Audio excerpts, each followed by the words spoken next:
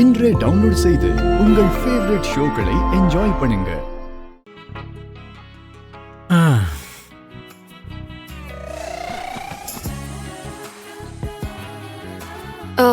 நீங்க சரியா சாப்பிடவே இல்லைல்ல? நீ இந்த ஒழுங்கா சாப்பிடல, அதெல்லாம் ஒன்றும் ஆகாது. ஒன்னும் ஆகாதுன்னா எப்படி? ஒழுங்கா சாப்பிடாம படுத்தா கெட்ட கனவுகள் வருமா? எங்க தாத்தா சொல்லுவாரு. அந்த கெட்ட கனவுல பேய் பிசாசு எல்லாம் வந்து நம்மள பயமுறுத்திட்டே இருக்குமா. அதனாலதான் வயிறு நிறைய சாப்பிட்டு நிம்மதியா படுத்து தூங்கணும்.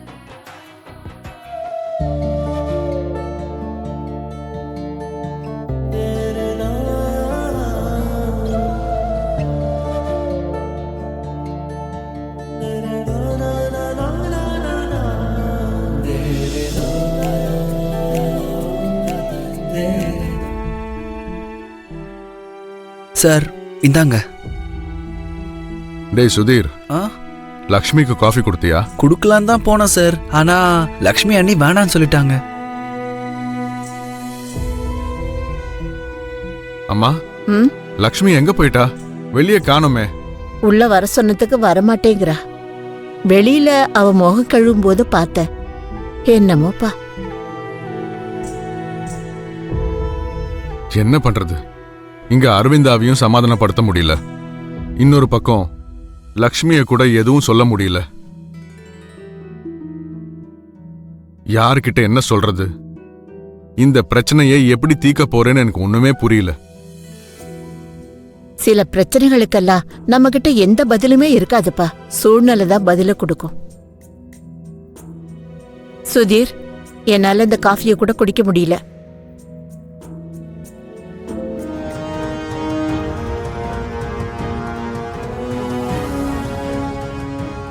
விவேக், நம்ம வீட்டுக்கு எதுக்குடா போலீஸ் வராங்க?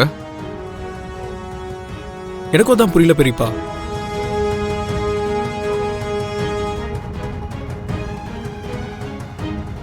வணக்கம் சார். வணக்கங்க. லக்ஷ்மி மேடத்தை கொஞ்சம் கூப்பிடுறீங்களா?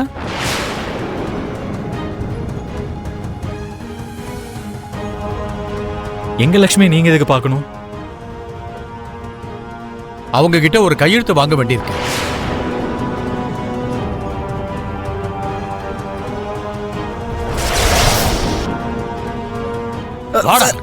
சார் விடுங்க சார். சார் போங்கடா.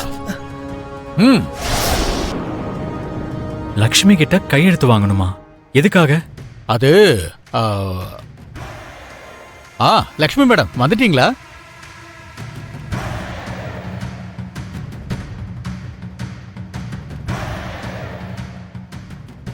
லக்ஷ்மி மேடம், நேத்து நீங்க பிடிச்சு கொடுத்தீங்களே ஒரு ஃப்ராடு, அவன் 420ங்க. இவங்க இப்போ ஹன்சிகாவை பத்தி எதுவும் பேசிடக்கூடாது. நீங்க இந்த பேப்பர்ஸ்ல ஒரு கையெழுத்து போடுங்க. மத்த ஃபார்மாலிட்டிஸ்ல நாங்க பாத்துக்கிறோம் மேடம். எஸ்ஐ சார், நீங்க என்ன சொல்றீங்கன்னு எங்களுக்கு ஒண்ணுமே புரியல. நீங்க யார பத்தி பேசிட்டு இருக்கீங்க? அவன் ஒரு பொண்ண காதல்ங்கிற பேர்ல ஏமாத்தி இருக்கான். பணத்தை கொள்ளையடிக்க முயற்சி பண்ணிருக்கான். அவங்க தனியா இருக்கும்போது அந்த பொண்ணு கிட்ட தப்பா நடந்துக்க பார்த்திருக்கான்.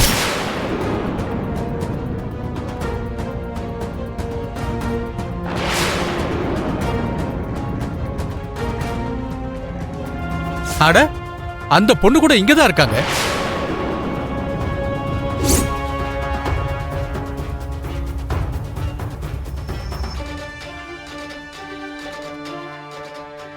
லக்ஷ்மி மேடம் காப்பாத்தினது இந்த பொண்ணுதான். லக்ஷ்மி மேடம், இதுல ஒரு சைன் பண்ணுங்க.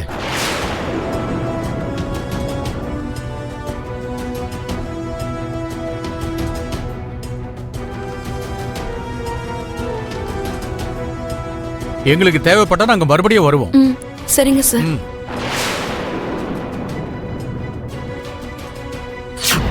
என்ன மன்னிச்சிருங்க மாமா. என்னால இப்போ இந்த கேள்விக்கு பதில் சொல்ல முடியாது. சொல்ற நிலைமையில நான் இப்போ இல்ல.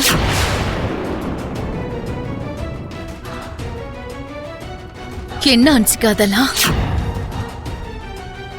நல்லா படிச்சுட்டு இருக்க, அடக்க ஒடுக்கமா இருக்கேன்னு உன்னை பத்தி நினைச்சிட்டு இருந்தா, ஆனா எனக்கு தெரியாம நீ இதெல்லாம் தான் பண்ணிட்டு இருக்கியா?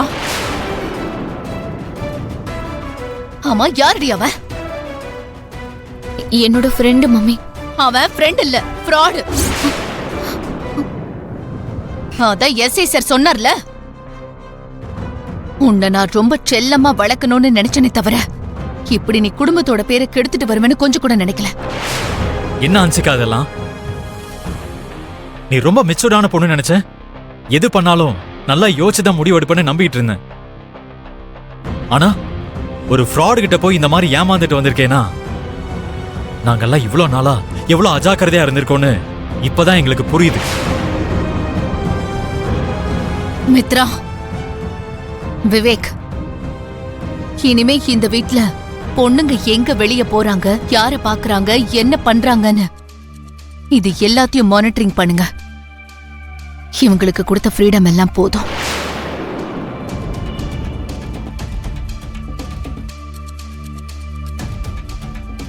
இவ்ளோ நடந்ததுக்கு அப்புறமும் நம்ம ஜாக்கிரதையா இல்லைன்னா போக போக இன்னும் என்னெல்லாம் கொடுமைய பார்க்க வேண்டி இருக்குமோ தெரியல.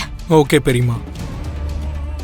பொண்ணு செஞ்ச வேலைக்கு ரொம்ப நல்லாவே கண்டிச்சிங்க. பார்க்க நல்லாதான் இருக்கு.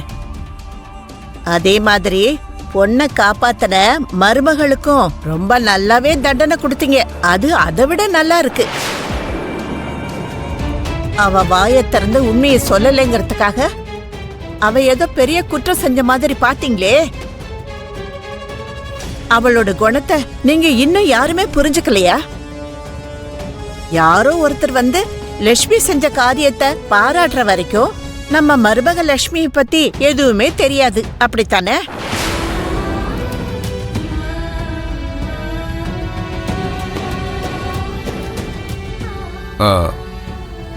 எங்களை மன்னிச்சிரு லக்ஷ்மி. உன்னோட மௌனத்தை நாங்க தப்பா புரிஞ்சுக்கிட்டுமே தவிர அந்த மௌனத்துக்கு பின்னாடி நீ காப்பாத்தின இந்த குடும்ப கௌரவத்தை பத்தி எங்களுக்கு தெரியாம போயிடுச்சு. ஐயோ, உன்னோட அமைதியை நாங்க ஒரு குற்றமா தான் நினைச்சோமே தவிர வெளியே சொல்லாம உள்ளுக்குள்ளேயே நீ சுமந்துகிட்டு இருந்த பாரத்தை நாங்க கவனிக்காம விட்டுட்டோம். எங்களை மன்னிச்சிரு லக்ஷ்மி. ஐயோ, என்ன மாமா இதெல்லாம்? நான் போய் உங்களை மன்னிக்கிறதா? உங்க இடத்துல வேற யார் இருந்தாலும் அப்படிதான் யோசிப்பாங்க, அப்படிதான் தப்பாவும் நினைப்பாங்க. ஆனா உன் இடத்துல யார் இருந்திருந்தாலும் இவ்ளோ பொறுமையா இருந்திருக்க மாட்டாங்க. செஞ்ச வேலைய பெருமையா சொல்லிக்குவாங்க. எல்லார்கிட்டயும் நல்ல பேர் தான் வாங்கணும்னு நினைப்பாங்க.